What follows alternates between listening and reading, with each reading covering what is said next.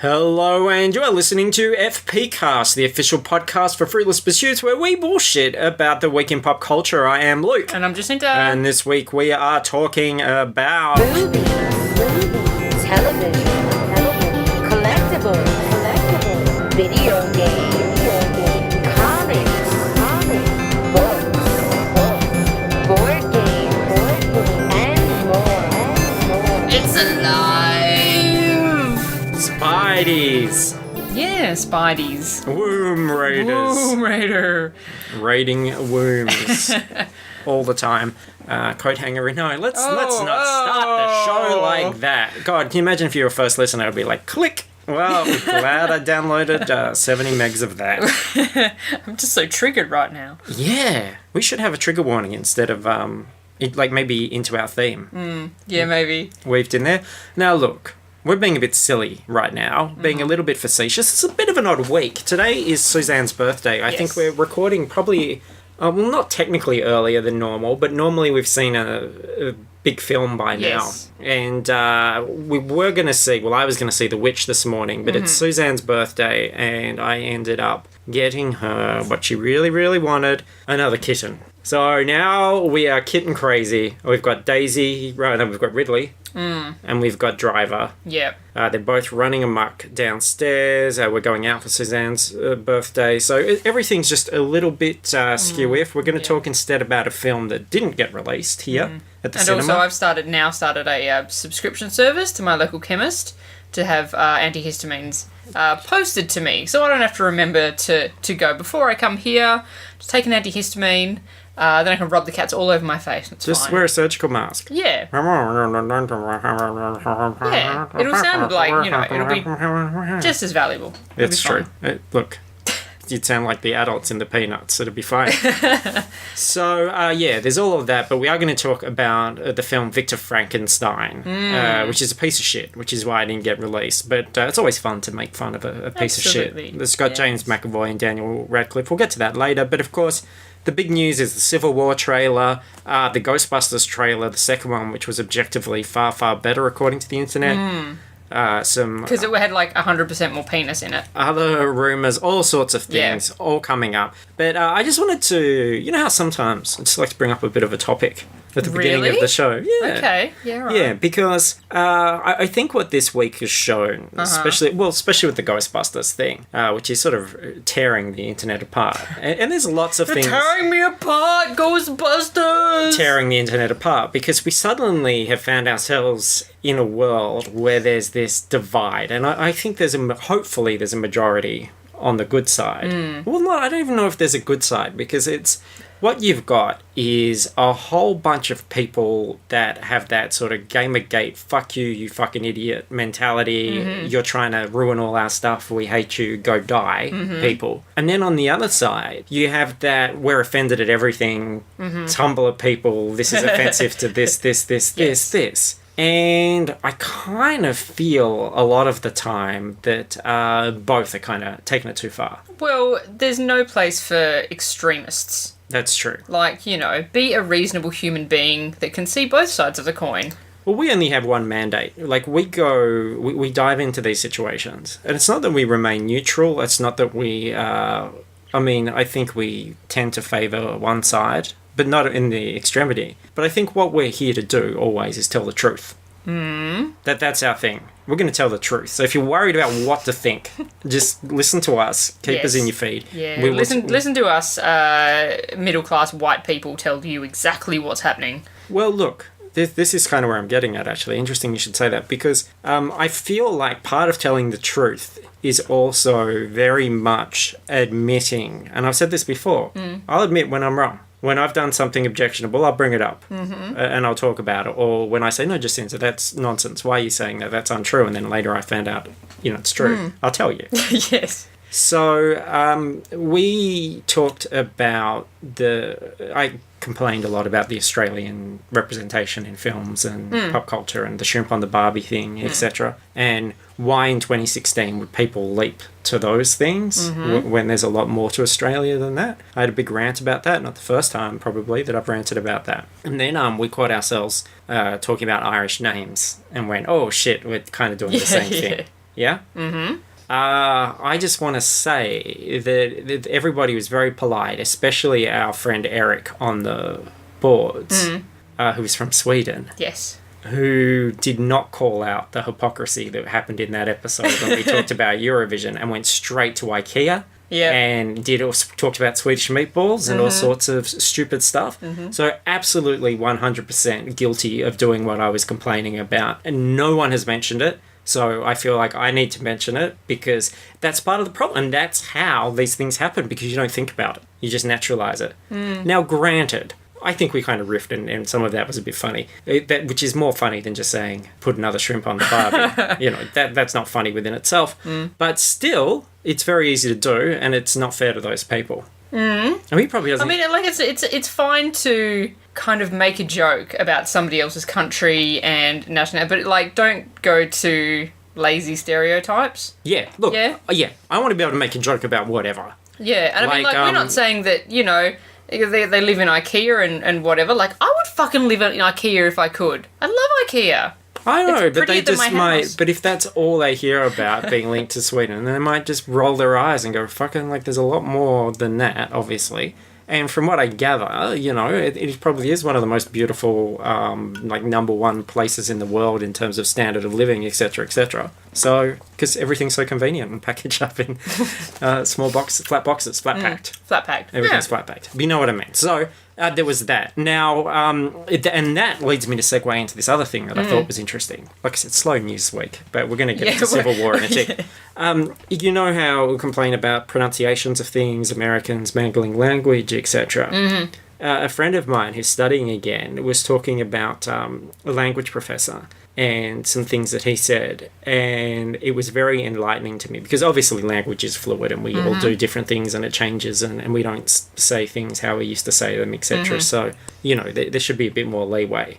But he said that when we get angry or agitated about whether it's a grammar thing or a mistake or a pronunciation thing, etc., it's not usually us getting angry at that thing. It's us projecting because we dislike the kind of person that represents. And I went, whoa, holy shit, that's what it is. It's quite a prejudice thing, because I picture the, like, ignorant American who refuses to learn or whatever. And that's a prejudice on my part, because if I hear someone like European or somewhere else who's just mangling the language, I go, oh, that's endearing. That's fine. They don't know. You know what I mean? Yeah. So My... it's the arrogance that gets to me. Well, yeah, like my mother, when she emails people, like, she will use, like, text speak and shorten everything and use 4,000 exclamation marks and whatever. And I'm like, stop that. Yeah. You look stupid by doing that. Please don't do that when you are emailing, like, like a company or whatever. When you're emailing the Queen, the Queen doesn't need that shit. No. She's got fucking corgis and shit to look after. That's why they call it the Queen's English. She doesn't need to read your 42 exclamation marks. No. She just need the one. It's fine. I would allow two, even, just to... to really drive the point home. But choose one sentence, the most important one, and put it there. Absolutely. Instead, she doesn't like that little poo emoji either. The Queen. I'm not a fan. Really? Yeah. Oh. I thought that this little smiling poo was for everyone. Yeah. Oh, maybe not. Okay. And stick to the yellow faces. Don't start going multicultural. They'll colonise. Yeah, I always pick the not quite white one, because I feel that that's broader. Yeah, you can choose now. Different shades. Different shades. Yes. I always pick the Mist Shades of Grey. Oh, of course. Which has because it's like, it's like the thumbs up, but it's like got leather wrapped around it. It's got a thumb up a butt. It's a round face with a ball gag. It's amazing. And that's every emotion. Anyway, that was all just a little bit of gubbins. I thought that was interesting. Let's talk about Civil War, shall we? The Civil War trailer happened, and this is the second trailer. The first one was your angsty trailer. This has got a bit of angst. It's actually got that piano at the beginning, which almost sounds like the Force Awakens, very popular money-making trailer. That sort of ding, and then another one. Yep. But, of course, the big thing about this trailer is the reveal at the end. Well, there's a minor thing. There's a fun action shot, which people kind of excited about. Do you want to talk about that? That's up your alley. Yeah, well, if I'm lucky. That is, because like the day before, I think, some of those posters had been coming out, and Jeremy Renner had tweeted a picture of his new Hawkeye uniform. Yeah. And with the hashtag #GetOnMyTip. Yes. And of course, everyone's just gone, Renner, what the fuck are you like? You know. And I'd gone, oh god, I hope they do that Ant-Man thing. I assumed that was what he was referencing, because in the comic there's a comic cover where Ant-Man is riding on one of Hawkeye's arrows being shot through the air. And obviously in the trailer it was revealed that is going to happen, which is very fun. I think that is very fun. Is he on the tip or on the shaft?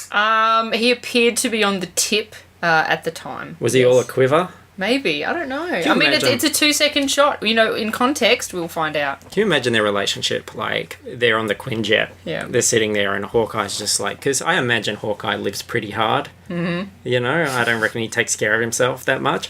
And he's sitting there and he's just doubled over going, oh, oh. And Paul Rudd, you know, trying to fit in, being all happy. Ant-Man is like, what's with you? And he's like, I'm so... Can I get you some Baskin Robbins? Like, how you going, man? He's like, I'm so constipated. You couldn't just go in there and give it like a little nudge. Could you? And Paul Rudd's like, I could send some ants. And he's like, no, that's too itchy. No, noob, I want your precious little hands. you precious pink little soft hands. You want to be in this team, don't you? So, yeah. Yeah. Yeah. So maybe. Little I guess that's I'm writing. utilising your team to the best of their abilities. You know, make people play to their strengths. Yeah. Yeah. I mean, you know, he's got the suit. Like, he's all sealed in. Like, I don't see what the problem is. No, I think it'd be fine. Yeah. Is it? No, not even his mouth's showing. No, nothing. No, he's completely airtight, man. Like, just help go him in out. there. Help him out. Help a brother out. Absolutely. So there was that. But then, of course, at the end, after the Civil War logo comes up, Iron Man's like, I'm sick of this shit, and says, on the roof! And does the clapster. And some web comes down, takes Captain America's shield, and there we see, for the first time, the Marvel Cinematic Universe version of Tom Holland's Spider-Man in his brand new suit. This was the first time it was revealed. Kind of a bit more black than blue, which is very early Spider-Man design, and a tiny spider on the front as well, I noticed. And he's got the Deadpool eyes. Yes. Where he squints with his eyes. Yeah, so they sounded... there was a little sound to go along with it, so it seems like it's very like a mechanical action. People are saying it's like Stark Tech. Yeah, like a Google Glass kind of photographic aperture type of control. In the Civil War comics, he was getting a lot of tech from Stark, wasn't he? Stark was giving Spider-Man all his like gear and shit. So that kind of makes sense. I like this idea as an origin, because if he's got the mechanical web shooters and things, the idea that Stark could help him with all of that and finance it all and get him a specky suit makes a bit more sense than him... just a kid going to Spotlight. And making that thing all by himself. All by myself. Singer, just singing along. So, yeah, there's that. Now, shows you how friggin' smart Marvel is. What great hands these films are in, I think, because granted, it's going to go over quite a lot of mainstream people's heads, the fact that Spider-Man, that Marvel Studios has not, and Disney, therefore, have not had the rights to Spider-Man. Sony owns the film rights to Spider-Man. They've made a deal, so this is the first time that Spider-Man's been able to cross into this universe. And I think nothing sells that better than the first image of him holding Cap's shield. Like, showing that visually, here's this combination of your world and this other world, and bam, here we are. So, are you excited about that? Not a big Spider-Man fan, so I don't really care, but I guess it's good for... I mean, like, as far as bringing him into this universe, then yes, great. It's fantastic they've got the rights and they can put him in there, and the, I guess the possibilities going forward are great. I just hope that it doesn't... I hope it is just a small role, which it is. Like, it is just a small role, as far as we know.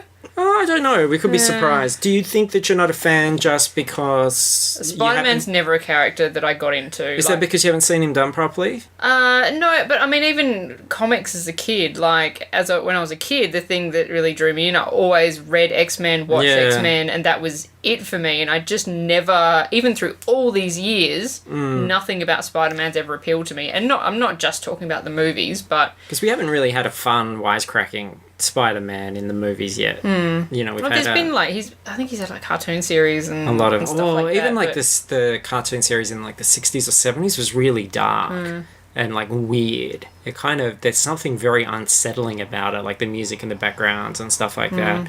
And then I think Marvel, bless them, are killing it with the movies, but it's hard for me to think of a animated series where they've really nailed it. I think the Marvel animated series have always been a bit shitty, whereas DC's the reverse. They've had some really great animated series like Justice League and Batman animated series and Brave and the Bold. Yeah, it's funny that I watched that X-Men series just religiously when I was a little kid, Yeah. and I really loved it. And a few years ago, I bought all the DVDs and was rewatching it, and it's so much more serious and dark than I ever remembered it as a kid. When I was a kid, I was just like, woo, Wolverine's doing some stuff, fantastic. And it's pretty crazy. Wasn't that newer, was it Avengers Assemble? Well, there was one before that. There's Mightiest Heroes. I only saw it's Mightiest Heroes. saw That a one little was bit of quite it good, peripherally, but yeah, I've never felt they've had something that's worked on that same kind of level where it's just kind of a bit ageless and timeless. It always feels like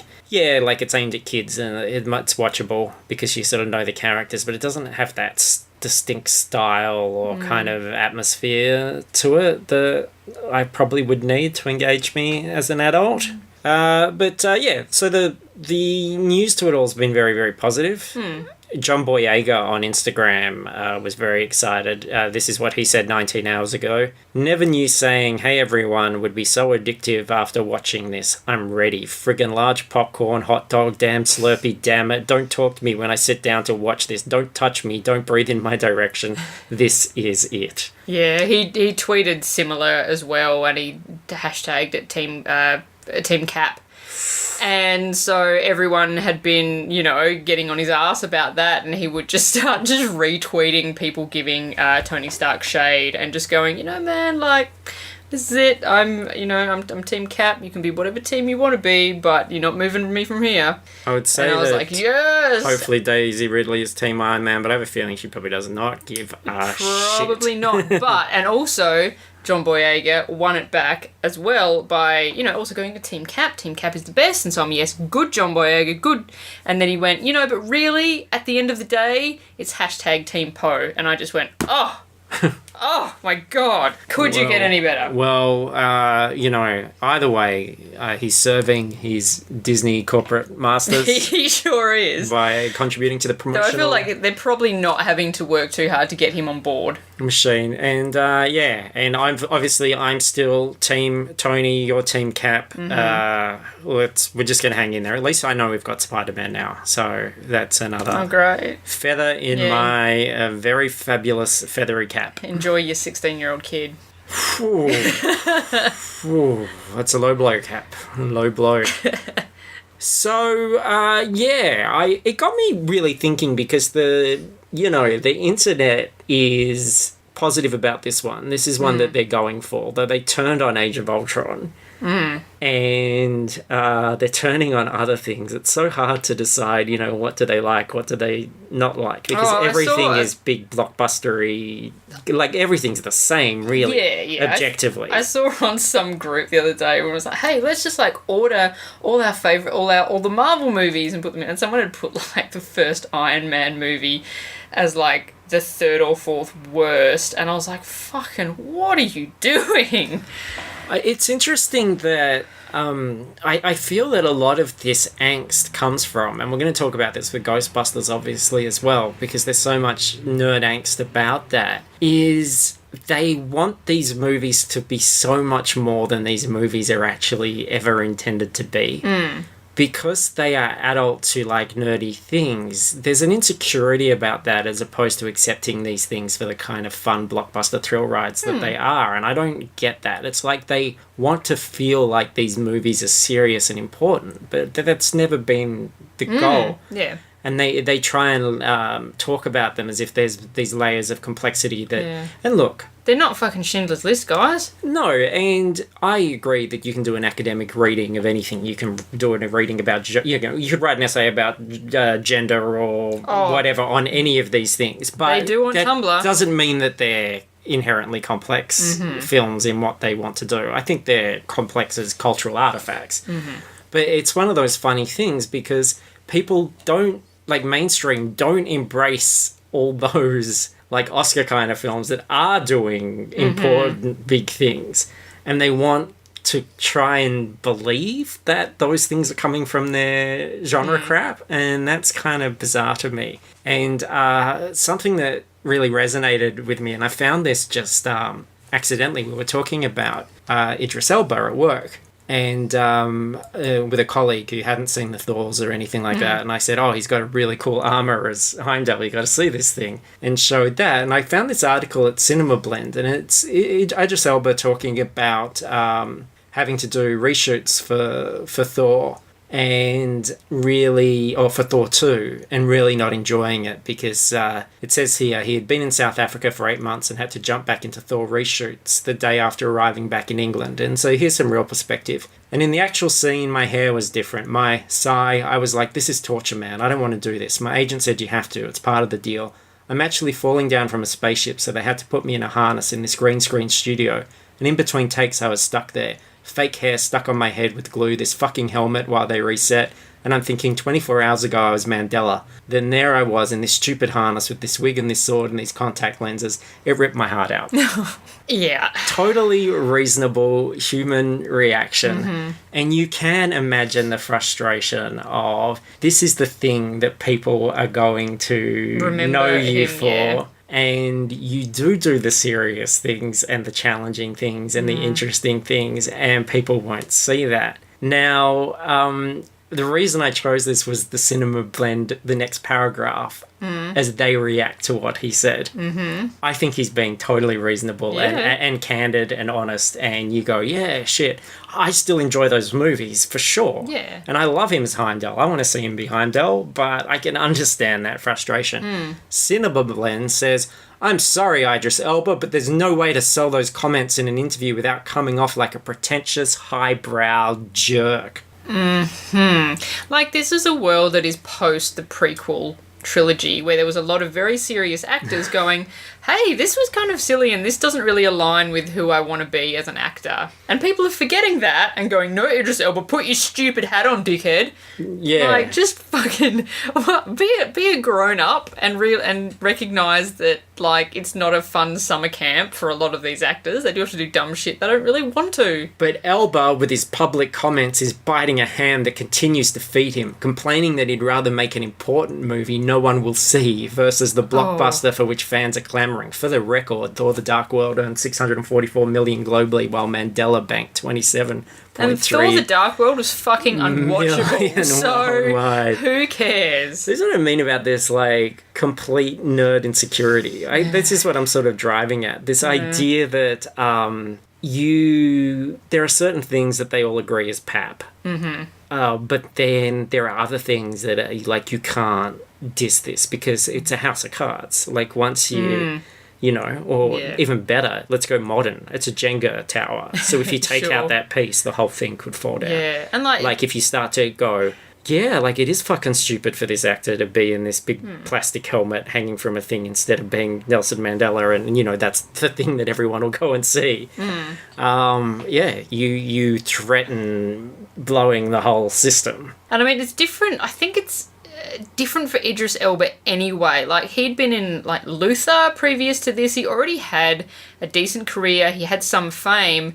And then you're looking at, say, Chris Hemsworth and Tom Hiddleston, who didn't really have a lot prior to this movie. So coming from their perspective, they're just like, fuck yeah, we're famous now because of this movie. We'll put on the stupid hair and the helmet as much as you want. But Idris Elba was somebody already. They get that other side of it as well. I mean, they get to be the lead heroic, charming white characters. Yeah, but still, they're still putting the stupid hats on and having to do all that stuff. I just mean Heimdall's got no personality. Yeah. You know, he's... Again, he doesn't have to do a lot. He doesn't do anything. He doesn't do anything. In a deep voice and has a commanding presence. Yeah. And, you know, obviously he's got a lot more range than that. Yes. But he's not really given any opportunity. He's got to do this sort of silly thing. It's a bit of a token role, really. So, there you go. Anyway, I love him. Oh, yeah, so do I. We were talking about him because we talked about how great he was in Zootopia. Yeah. And I just think it's reasonable. I think it's just like, how everyone got on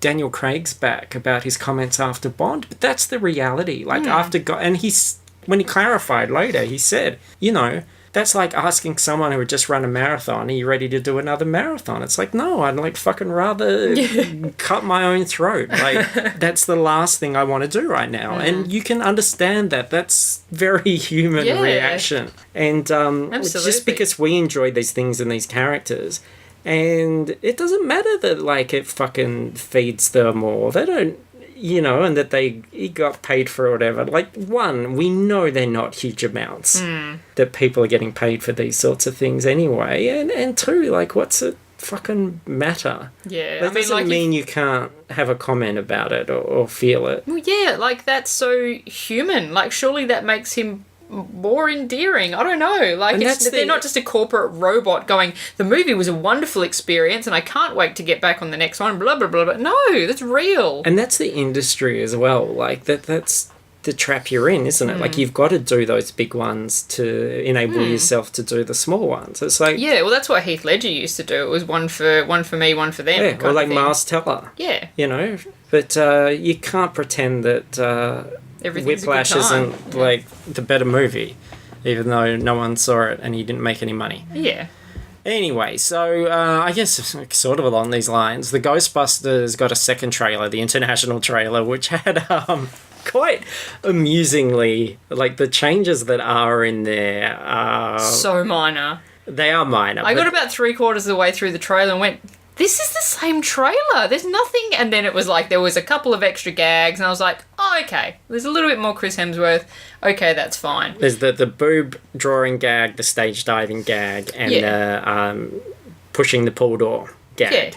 Yeah. And they also changed the fact that, it was kind of interesting. I feel like the trailer definitely was there to address the criticisms of the first trailer because there was all that, well, why is the black woman not a scientist? And they're all scientists. So 4 scientists got changed to 4 friends. And she also got that great line in there about, I don't know if it's a race thing or a lady thing. Yeah. So kind of addressed that. But the response from the internet was, I mean, there's still so much hate for this film, which is amazing to me, but we talked that to death last time. But this idea that this time it was objectively better. Like, this was a much better trailer. It's all changed. And there was, and I've heard multiple comments, I'm not singling out anyone on our forums because these comments were echoed all over the place, that, it's less slapsticky, etc. Like, the stage dive fall, that's slapstick.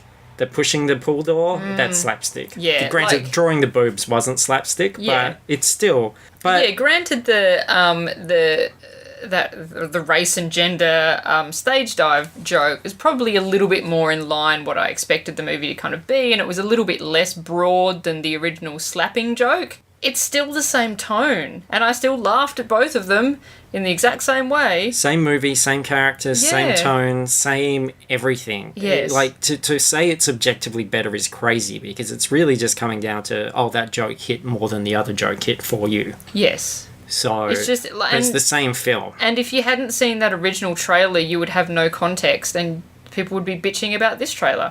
It's all like it's 10% better because it's got 10% more Chris of a man in it. Yeah.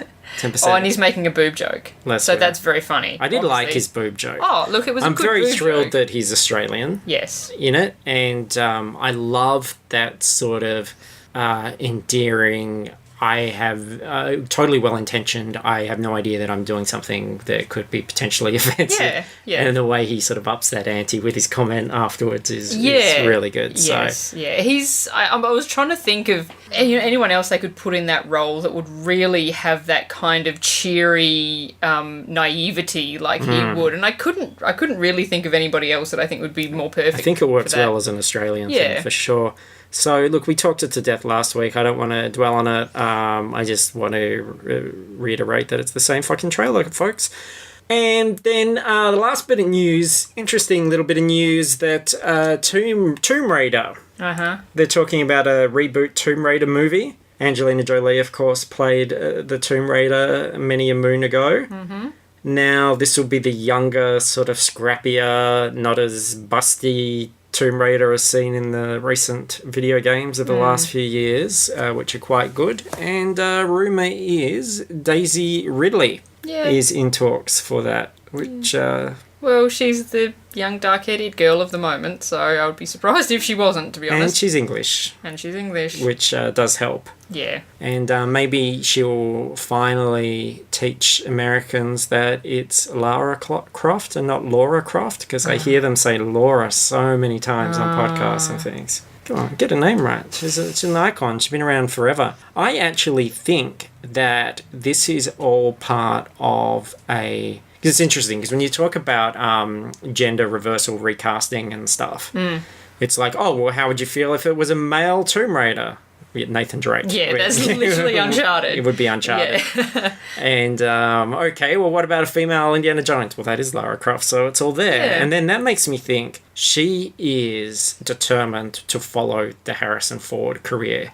As he's withering away from this world, she is taking everything that's his. She's already got his Wookiee and his Falcon. Yep. Now she's like going to take the Indiana Jones role and be the adventurer and go and raid some tombs. And I think that's really quite interesting. So I don't know, what else did Harrison Ford? I look forward to the Age of Adeline reboot in 30 years' time. Yes. Yeah. Yeah, it could be. Or like all those is it Tom Clancy movies that he did? Like those oh god. Even when I was like a young teenager and I was right in my height of like Harrison Ford Laney bonus stages, I couldn't watch them. I could not fucking watch those movies. So boring. Yeah, well she could do those. She could do like political thrillers and stuff. Yeah. Air Force One. Wow, yeah. Yeah? Yeah. So, except it would be like the Queen's plane. Oh yeah. Of course. Yeah. Yeah, so there's all that. So I just talking about some English and went straight to the Queen. Well, she's the only English person, isn't she? Like, she's the biggest ranking. We talked about other royals last week. It was fine. Talked about Prince Harry and William and stuff. That is funny, though, isn't it? Because if you were going to talk about England, you were going to say, like, okay, quick, on the spot, name English celebrities. There are so many that are in movies and things, just like there are so many Australians. But would you be more inclined to suddenly go, oh, the Spice Girls? Even though it's like something so completely irrelevant. Probably not, because I've been watching The Night Manager and that's got Tom Hiddleston and Hugh Laurie, so I probably would go like, oh, Hugh Laurie. What about James McAvoy and Daniel Radcliffe? I'd probably go James McAvoy.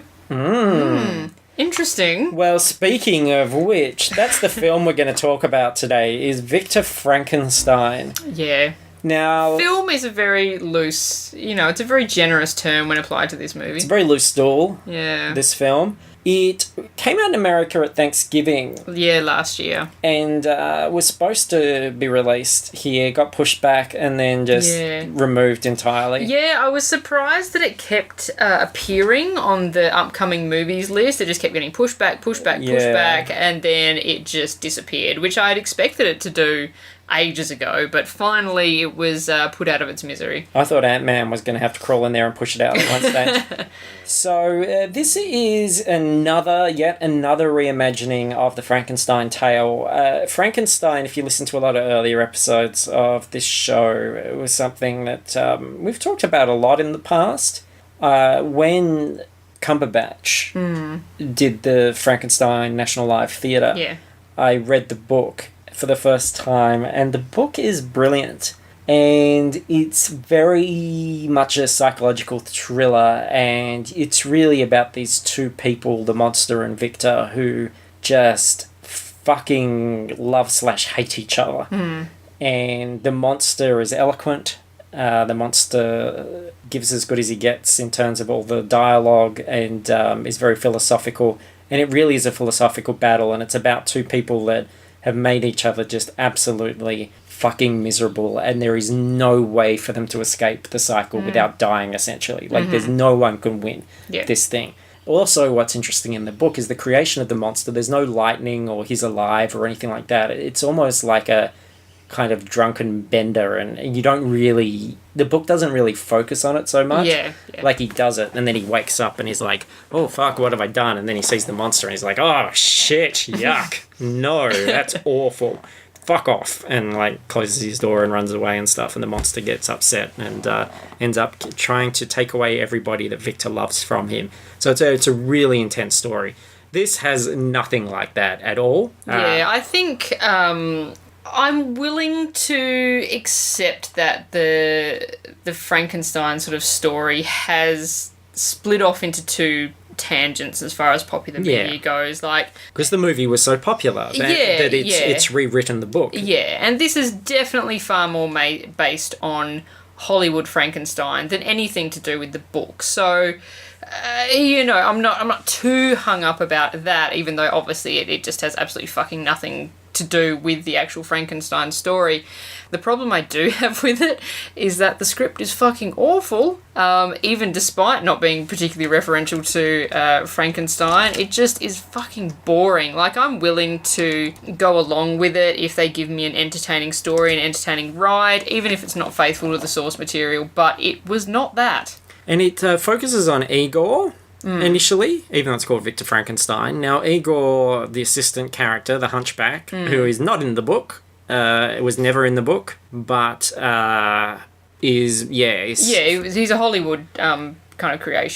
and I think he actually even turns up in one of the later Frankensteins. I don't even think he's in that first Frankenstein movie. So Daniel Radcliffe plays him. He's at the circus. He meets up with Victor Frankenstein. And I must admit, I did actually kind of like that opening scene. The movie feels like it's trying really, really, really hard to coexist in the same universe as the Robert Downey Jr. Guy Ritchie Sherlock Holmes. And that first scene does kind of share a little bit of DNA with that. And I thought, oh man, this is, not that awful. And then it kind of completely loses that and then just kind of goes really bland for the rest of the film. I have a bit of a rant because this fucking thing is written by Max Landis.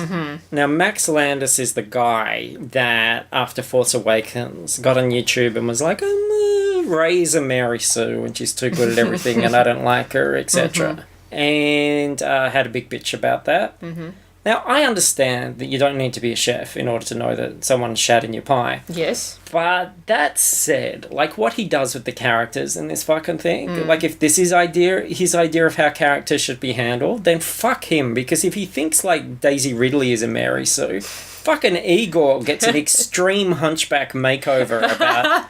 5 minutes into this thing, because he's a hunchback, he's a clown, he's just like a fucking moron, and then Victor's like, you're not a hunchback. Spoilers here, but don't fucking watch this thing. He's like, you're not a hunchback, you've got a big fluid sac on your back. Let me drain that out. Let me put on this brace. Let me straighten you. Oh, now you're sexy Daniel Radcliffe. Well, that's also quite generous, but yeah. And I kind of like that scene only because he sucked the pus out with his mouth. And I was like, why is this happening? McAvoy's the one that gets unscathed through this for me, because he tries so hard. Well, there's just this sort of, I don't know, I think he's giving it his all, but I don't think he makes it seem effortless. He looks like he's having so much fun just being because he's an antagonistic prick. Yes. All the way through it. He's just a drunkard and a crazy loon. And he kind of approaches it in this way, which makes it feel kind of like that he's a bit waterproof in this whole thing. Like, it can be a whole streaming pile of shit that he's running through, but it's not going to be his fault. Yeah. It's not his problem, not his cleanup. He's going to get through to the end and, fuck you. Whereas Radcliffe gets the far worse role. Because he's all angsty and serious and has the sort There's of... There's not a lot of satisfying progression to of the Igor. Story. No. Yeah. The whole thing's nonsense. The monster is just a crappy, bumbling, angry monster. Yeah. There's nothing really great about it. The best character in the whole friggin' thing is Gordon. The only time I perked up was Gordon. The chimpanzee. Yeah. Gordon is excellent. And he had fucking flies and maggots and shit coming out of him. I was like, what is this? I think the most thankless role in that whole movie, apart from poor Jessica Finlay Brown, who has not had a great run in her movies. I think the last thing I saw her in was Winter's Tale, that Colin Farrell movie, where there's like the magical fucking horse or the dog or some shit. Anyway, I loved that movie, but it was terrible. I wish it was called the magical fucking dog or horse or some shit. I feel it probably is in some country, like Yeah. The Japan, most they tell it how it is. thankless is poor Andrew Scott. Like Yeah. his Knew you were going to say that. his storyline has fucking nothing to do with anything. You could take him out, the story would not change, and he just kind of like you feel like he's dead trying to do this stuff. Like you feel like he agreed to it and went, oh, this will be quite good. Then he got there and just went, oh, what have I done? He's also, isn't he that sort of antagonist that is just doggedly kind of... After something for no real obvious reason, and then when they do reveal the reason, it's like, oh, that's not really worth it. Again, like, no humanity to it. It's just that sort of, I'm here to be the opposition, so I'm going to oppose everything that happens. And I that frustrates me. That's not an interesting choice. So, and his exit from that movie was so fucking underwhelming for everything that he got put through and had to deal with. Oh, that was just like, really? Like, he kind of, it wasn't even an obvious death or anything. It just kind of like, whoop, off he goes. Yeah, so it's mildly entertaining at parts. I think I did still enjoy seeing the monster and was very curious about how that would all look. And it's not a bad looking monster, but it just... It's not a completely unredeemable movie. I think that McAvoy has a great performance from him. Aesthetically, I kind of liked it. As I said, it seemed kind of that RDJ Sherlock Holmes kind of thing for me, which I quite liked that first Sherlock Holmes movie. But it was just boring, and I'm willing to give a lot of leeway to movies that have actors that I really enjoy in it. Yeah. And I really enjoy James McAvoy, but by the end of this, I was just like, what the fuck is this? So, fuck you, Max Landis. And Hollywood, come on. At some point, one of you needs to read this book, because it's a good book.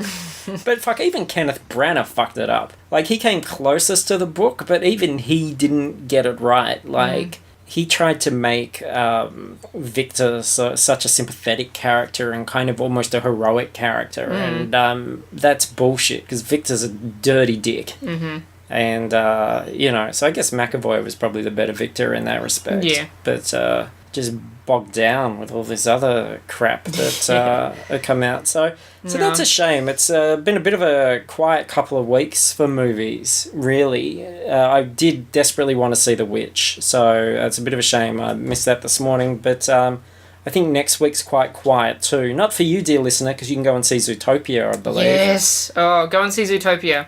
But we'll be talking about, and I don't know how much of it we'll get through, but talking about Daredevil Season 2. Probably just initial impressions, first episode stuff, because I realise it'll take our listeners quite a while to get through it as well. And we certainly don't want to spoil anything because it's such a big event. And God, under the radar, bloody 10 Cloverfield Lane is out as well. That is currently out. I know you're not as excited. You've never seen Cloverfield. Yeah, like, I'll go and see it for the purposes of this, but otherwise I wouldn't have gone and seen it. Yeah, no, I'm really keen. Yeah, okay. I love Cloverfield. And I've heard pretty good, there's been some pretty good reviews coming out. And the great thing about this is, not only did it just sort of sneak under the radar and arrive, but I don't really know what it is. Like, I don't know what kind of story this is. Yeah. I've just heard that it does deliver in that third act, so I'm really interested. And also, it's got Mary Elizabeth Winstead and John Goodman. That's a pretty great pair of people to ferry us through this thing. So, so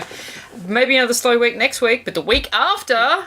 It's Batman 5 Superman. Oh, shit, yeah. Fuck yeah. Yeah, and we'll definitely have lots to say about that. And then it kind of gets a bit crazy after that, doesn't it? We've got a lot of stuff coming up. The week after that is Oz Comic Con, so you can listen to us talk about all the guests that they are not having there. Yeah, that's worth mentioning because, I mean, we do usually go to Oz Comic Con with media passes, which is wonderful, and we're always very grateful for that. And I think it's fair with our role there that we really should be drawing people's attention to the fact that Oz Comic Con is only a few weeks away. And a reminder, but I don't know if it's us being out of touch with the current, like, nerd shows. Like, we don't watch things like Arrow and... Yeah, and Teen Wolf and stuff like that. But in terms of their guests this year, it feels very light and very small to me so far. Yeah, so they're big guests. Like, they're 3 big guests who are coming. Jim Beaver, who is like the old guy from Supernatural. Who I would rather meet a real beaver. Real beaver, yes, that's correct. I mean, I used to be a Supernatural fan, but I don't care about meeting Bobby. I would rather go to the gym. Yeah, okay.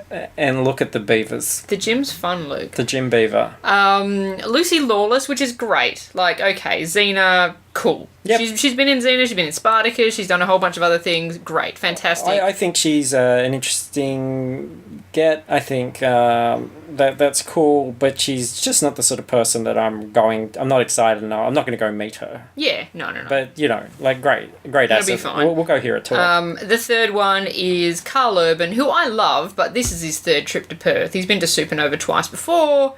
And, you know, again, he's not really top shelf. He's not a big get. Feels like a favour from a mate. Yes, look, it does. Look, I'm excited about him. I will meet him again. I'll get him to sign fucking... Oh, I bought a copy of Almost Human, his cancelled TV show, so I can get him to sign that DVD. But yeah... that was the one with the black robot. Yeah. Oh, shit. I remember that. That's the best show. That's objectively not the best show. Take it. No, Luke, don't be silly. So they're the 3 big guests, and then everybody else below, like there's Stargate Atlantis people, there's like Arrow people, Teen Wolf, and I'm like, well, they're for somebody. They're all peripheral people in those shows as well, aren't they? Yeah. Like, I think the Stargate people are maybe like proper people, but I've never seen Stargate, so I don't really know. So yeah, normally at these things, there's like at least one really big guest, or like one that feels very targeted to something that I'm interested in to go and see, and it's like, well, this time it's Carl Urban. And I'm like, well, you know. Yeah, I'm not very excited, to be honest. Yeah. So hopefully there's some... And Supernova have already announced Gal Gadot, so, you know, Oz Comic Con, I know that Oz Comic Con kind of, you know, we get a little bit behind the scenesy sort of stuff, and Oz Comic Con maybe doesn't have some of the pull or some of the ability to kind of funnel their funds in the way that Supernova does. But they've had some big stuff before. They've had Shatner. They haven't brought Stanley here, but they've had Stanley over east. Yeah, they had Cumberbatch, but they didn't bring him here. They've had, you know, and then people, I guess, like what Rose McGowan is to me is just the same as what some Stargate person is to someone else. Yeah, it's and I mean, like, generational. You know, the other weekend, the other year at Supernova, like, Jamie Bamber was the highlight of my fucking weekend, but, like, he only had about 50 people at his talk thing, because he's not that interesting to anybody, but I like him. Yeah. So, look, I recognise that in any lineup, it's the same as going to, like, a music festival, like a big day out or whatever.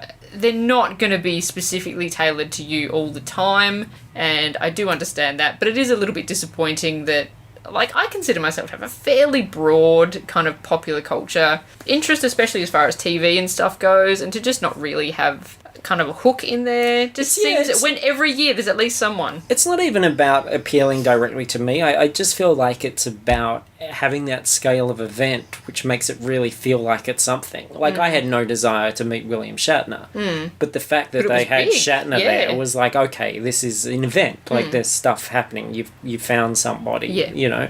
Supernova's had its Carrie Fishers and its Christopher Lloyd's and things like that were, you know, they've had Simon Pegg and Nick Frost, for Christ's sake. And I mean, even though it's not, like, I never really watched Merlin, the fact that they had all the Merlin nights there, that was a big thing, and that was a really popular thing.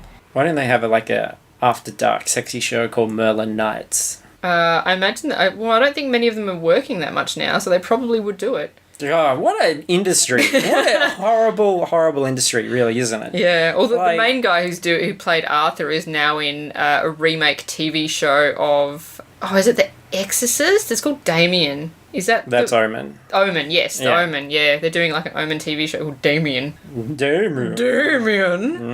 Yeah. Well, there we go. So, look, I think that's our show. I think we're going to go and have some drinks. I think so, yeah. Yeah. Yeah. Yeah. So better get ready and go and do that. Thank you, everybody, for listening. Please go to fruitlesspursuits.com for all the information on where to find us all over the place. That's our link to our Facebook page, our Facebook discussion group. We had 2 comments on the Last Book Was Better episode from 2 people that have not commented before. You're right. Which is amazing. Very so cool. always love to have your feedback and to make new friends. So thanks for that. Book Was Better is the other podcast. You can listen to that as well. Star WTF is on hiatus at the moment, and ScarJo Go-Go will be back once Hail Caesar hits Blu-ray, etc. So, yeah, you can also be a Patreon fan. Do all that crazy shit. Look, it's all on there. Go have a look. Fruitless Pursuits. Go on, do it. Do it. Get out of Do here. it. Go on, do it. Do it. Do it. Who is your daddy and what does he do? And happy birthday to Suzanne. Of course, yes. Yeah. Though by the time this is out, It won't be a birthday, or it won't be a birthday anymore.